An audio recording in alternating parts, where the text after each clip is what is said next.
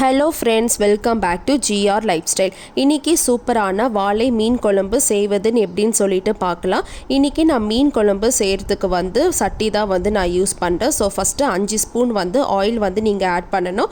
அதாவது 5 ஸ்பூன் எண்ணெய் ஆட் பண்ணணும். நான் இன்றைக்கி என்ன எண்ணெய் யூஸ் பண்ணுறேன்னு பார்த்தீங்கன்னா கார்டியா நல்லெண்ணெய் தான் நான் யூஸ் பண்ணுறேன். நீங்கள் எந்த ஆயில் வேணாலும் யூஸ் பண்ணலாம். இப்போ 5 ஸ்பூன் எண்ணெய் நான் ஆட் பண்ணிவிட்டு இது நல்லா காயணும். ஸோ கொஞ்சம் ஹை ஃப்ளேம்லேயே வச்சுக்கோங்க. எண்ணெய் நல்லா காஞ்சதுக்கு அப்புறமா தான் நீங்கள் கடுகு ஆட் பண்ண முடியும். அப்போ தான் கடுகு உங்களுக்கு எண்ணெயில் பொரியும். அதனால இது 2 நிமிஷம் காயிற வரைக்கும் வெயிட் பண்ணணும். இந்த ஸ்டேஜில் நீங்கள் வெங்காயம் தக்காளி கூட நீங்கள் கட் பண்ணி ரெடியாக வச்சுக்கலாம். அப்போ தான் ஆட் பண்ணும்போது உங்களுக்கு இன்னும் ஈஸியாக இருக்கும். மோஸ்ட்டாக இந்த மாதிரி மீன் குழம்புக்குறா நீங்கள் சின்ன வெங்காயம் யூஸ் பண்ணுங்க. அப்போ தான் டேஸ்ட் நல்லாயிருக்கும். இப்போ எண்ணெய் நல்லா காஞ்சிடுச்சு. இந்த ஸ்டேஜில் நான் 1 ஸ்பூன் கடுகு நான் ஆட் பண்ணுறேன். இப்போ கடுகு பாருங்கள் எண்ணெயில் நல்லா பொரியுது.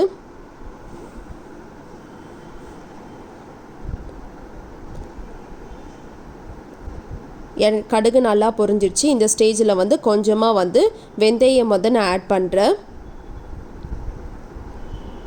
அப்புறமா 1/2 ஸ்பூன் சீரகம் நான் ஆட் பண்ணுறேன். எல்லாமே 1/2 ஸ்பூன் போட்டாலே போதும். இப்போ இது எண்ணெயில் நல்லா உங்களுக்கு ஃப்ரை ஆகணும். இப்போ இந்த ஸ்டேஜில் நீங்கள் வெங்காயம் நீங்கள் ஆட் பண்ணலை. நான் இன்றைக்கி என்ன யூஸ் பண்ணுறேன்னா சின்ன வெங்காயம் தான் நான் யூஸ் பண்ணுறேன். சின்ன வெங்காயம் நான் ஒரு 15லேருந்து 20 சின்ன வெங்காயம் தோல் உரிச்சிட்டு நான் ரெடியாக வச்சுட்டு இப்போ நான் அது ஆட் பண்ணுறேன். இப்போ பாருங்கள் எண்ணெயில் நம்ம வெங்காயம் நம்ம ஆட் பண்ணிடலாம். உங்கள்கிட்ட சின்ன வெங்காயம் வீட்டில் இல்லைன்னா நீங்கள் பெரிய வெங்காயம் கூட தாராளமாக நீங்கள் யூஸ் பண்ணலாம். இப்போ நல்லா ஒரு தடவை கலந்து விட்டுக்கோங்க. இப்போ இந்த சின்ன வெங்காயம் நம்மளுக்கு ப்ரௌன் கலரில் வரணும். அது வரைக்கும் ஒரு 2 நிமிஷம் வெயிட் பண்ணுங்கள். இப்போ நான் ஒரு 10 பூண்டு நான் ஆட் பண்ணுறேன். பூண்டு ஏற்கனவே தோலுடாக நான் உரித்து வச்சுட்டேன். ஒரு 10 பூண்டு எண்ணெயிலே நீங்கள் ஆட் பண்ணிவிடுங்க. அப்புறமா நல்லா கலந்து விட்டுக்கோங்க.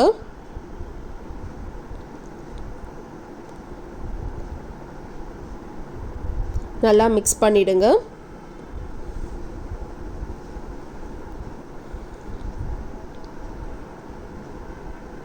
நல்லா கலந்து விட்டுக்கோங்க. ஒரு 2 நிமிஷம் வெயிட் பண்ணுங்கள். இப்போ தேவையான அளவு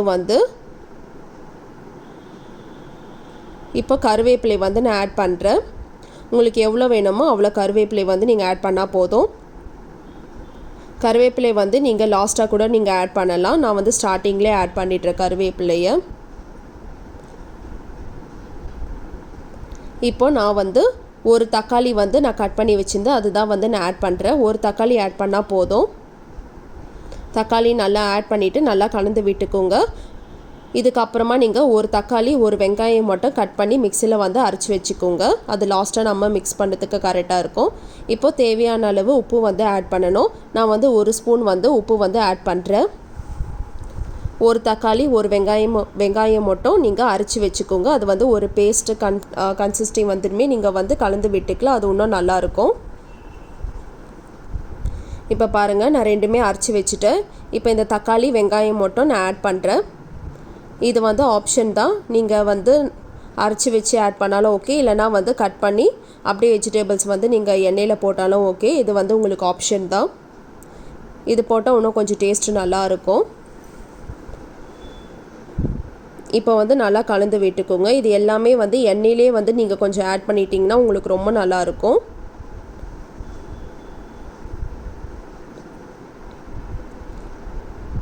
இப்போ 1/2 ஸ்பூன் மஞ்சள் தூள் நான் ஆட் பண்ணுறேன். ஆட் பண்ணி நல்லா மிக்ஸ் பண்ணிக்கோங்க. இது எல்லாமே நீங்கள் மீடியம் ஃப்ளேம் வச்சாலே போதும். ரெண்டாவது 1/2 ஸ்பூன் நான் சோம்பு பவுடர் நான் ஆட் பண்ணுறேன். நான் ஆச்சி பேக்கெட் தான் நான் யூஸ் பண்ணுறேன். மூணாவது கொஞ்சமாக சீரகம் பவுடர் நான் ஆட் பண்ணுறேன். இப்போ கடைசியாக அடுத்தது காஷ்மீர் சில்லி பவுடர் வந்து ஆட் பண்ணுறேன். காஷ்மீர் சில்லி பவுடர் வந்து உங்களுக்கு காரம்லாம் வந்து எதுவுமே இருக்காது. இது வந்து காரம் ரொம்ப ரொம்ப கம்மி தான். இது வந்து ஆப்ஷன் தான். இது போட்டால் வந்து உங்களுக்கு கலர் வந்து சேஞ்ச் ஆகும். அதுக்காக தான் வந்து நான் ஆட் பண்ணுறேன். இது வந்து காரம் வந்து ரொம்ப கம்மி தான். டேஸ்ட் வந்து உங்களுக்கு நல்லாயிருக்கும்.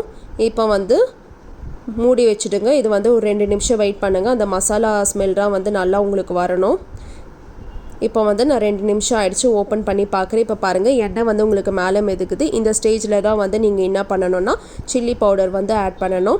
நான் வந்து ஒரு 6லேருந்து 7 ஸ்பூனு சில்லி பவுடர், அதாவது மிளகாய் தூள் வந்து நான் ஆட் பண்ணுறேன். உங்களுக்கு காரம் வந்து எவ்வளோ வேணுமோ அதுக்கேற்ற மாதிரி நீங்கள் வந்து மிளகாய் தூள் வந்து ஆட் பண்ணிக்கோங்க. மீன் குழம்புரா பார்த்தீங்கன்னா மினிமம் வந்து ஒரு 5 ஸ்பூன் மிளகாய் தூளாவது கண்டிப்பாக போடணும். அப்போ தான் வந்து உங்களுக்கு அந்த மீன் குழம்பு ஃபீலிங்கே வந்து உங்களுக்கு வரும்.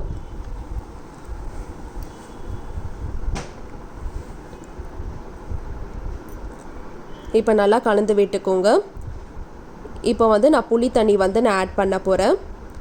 நீங்கள் இதெல்லாம் பண்ணுறதுக்கு முன்னாடியே வந்து புளி தண்ணி வந்து ரெடியாக கலந்து வச்சுக்கோங்க. அப்போ தான் வந்து உங்களுக்கு புளி தண்ணி வந்து இந்த டைமில் ஊற்றுறதுக்கு ஈஸியாக இருக்கும். இப்போ நான் புளி தண்ணி வந்து ஆட் பண்ணுறேன். இது முன்னாடியே வந்து நல்லா பிழிஞ்சு விட்டுட்டு ஃபில்டர் பண்ணிவிடுங்க, வடிகட்டிடுங்க. அப்போ தான் உங்களுக்கு ஈஸியாக இருக்கும். உங்களுக்கு தண்ணி எவ்வளவோ வீட்டில் எத்தனை பேர் சாப்பிடுவாங்களோ அதுக்கேற்ற மாதிரி நீங்கள் வந்து தண்ணி வந்து ஆட் பண்ணாலே போதும். அதுக்குன்னு ரொம்ப தண்ணி வந்து ஆட் பண்ணிடக்கூடாது. எப்போவுமே மீன் குழம்பு வந்து ரொம்ப கட்டியாகவும் இருக்கக்கூடாது, தண்ணியாகவும் இருக்கக்கூடாது. மீடியம் ஃப்ளேமில் தான் இருக்கணும். அப்போ தான் சாப்பிட வந்து உங்களுக்கு ஈஸியாக இருக்கும்.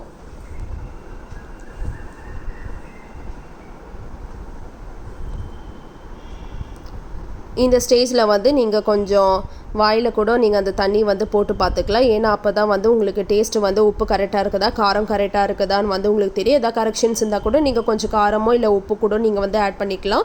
ஸோ லைட்டாக வந்து நீங்கள் டேஸ்ட் பண்ணி பார்க்கலாம். எப்போவுமே உப்பு வந்து ஸ்டார்டிங்லேயே நம்ம ஃபுல்லாக போட்டுறக்கூடாது. இப்போ க்ளோஸ் பண்ணி வச்சுருங்க. இந்த தண்ணி வந்து நல்லா கொதிக்கணும். மினிமம் வந்து 25 நிமிஷம் அது ஆகணும். அப்போ தான் வந்து உங்களுக்கு தண்ணி நல்லா கொதிச்சுக்கு அப்புறமா தான் வந்து மீன் வந்து உன்னால் போட முடியும். இப்போ பாருங்கள், நான் ஓப்பன் பண்ணி பார்க்குறேன். எனக்கு வந்து 25 நிமிஷம் ஆச்சு. இப்போ பாருங்கள் தண்ணி எப்படி நல்லா கொதிக்குதுன்னு பாருங்கள். இந்த ஸ்டேஜில் தான் வந்து நம்ம மீன் வந்து ஆட் பண்ணணும். தண்ணி கொதிக்காமலே வந்து நம்ம மீன் வந்து ஆட் பண்ணக்கூடாது. அப்போ மீனும் உங்களுக்கு வேகாது, குழம்பு வந்து உங்களுக்கு கரெக்டாக வராது. இப்போ பாருங்கள் நான் மீன் வந்து ஆட் பண்ணுறேன்.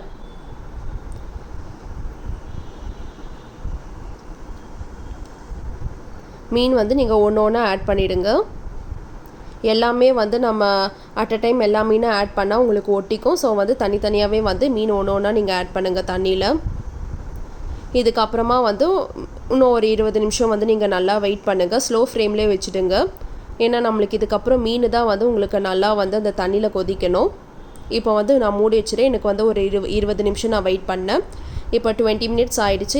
இப்போ நான் ஓப்பன் பண்ணி பார்க்குறேன். இப்போ பாருங்கள், சூப்பரான நம்மளுக்கு வாளை மீன் குழம்பு வந்து தயாராகிடுச்சு. இந்த வீடியோ பிடிச்சிருந்தா சப்ஸ்கிரைப் பண்ணுங்கள், லைக் பண்ணுங்கள், ஷேர் பண்ணுங்கள். இதே மாதிரி மீன் குழம்பு உங்கள் வீட்லேயும் வந்து ட்ரை பண்ணி பாருங்கள், உங்களுக்கு கண்டிப்பாக பிடிக்கும். நைட் டைமில் வந்து சப்பாத்தி, இட்லி, தோசை கூட இது நீங்கள் ஷேர் பண்ணி சாப்பிடலாம். இந்த வீடியோ பிடிச்சிருந்தா லைக் பண்ணுங்கள். பாய்.